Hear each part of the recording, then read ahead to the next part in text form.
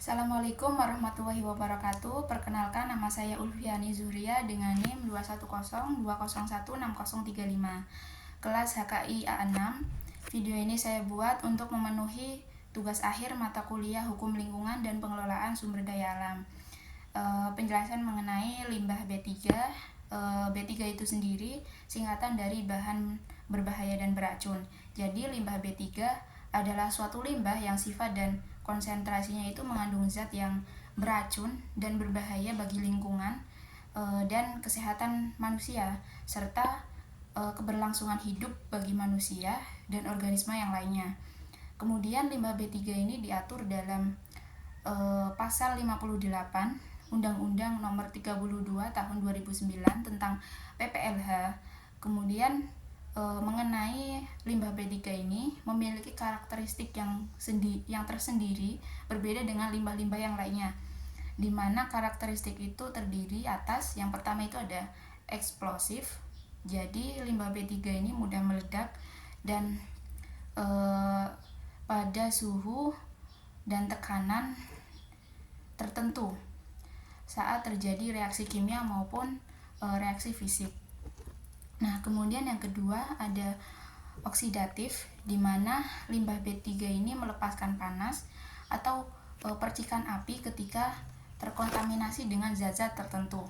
Kemudian ada flammable. Jadi limbah B3 ini mudah terbakar. Contohnya itu ada bensin, kemudian alkohol, kemudian minyak. Nah, selanjutnya itu limbah B3 ini beracun. Jadi apabila memasuki tubuh pada makhluk hidup itu dapat membahayakan tubuh itu sendiri. Kemudian selanjutnya itu ada korosif, di mana limbah B3 ini bahan cair yang mudah terbakar. Jadi apabila terkena kulit, maka kulit tersebut akan terkena iritasi. Kemudian apabila terkena besi maupun baja dapat menyebabkan karat, serta pH-nya itu ekstrim. Contohnya itu ada sisa asam sulfat, kemudian sisa asam aki maupun baterai.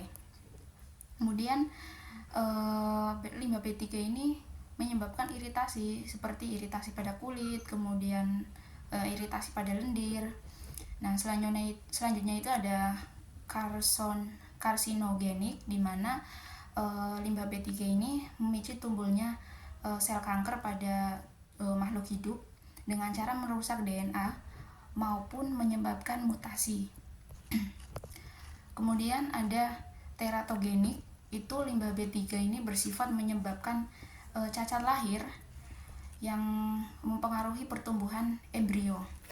Kemudian mutagenik, di mana perubahan genetik itu akibat berubahnya kromosom atau DNA sel yang menyebabkan sel kanker itu meningkat atau ada masalah reproduksi seperti cacat lahir.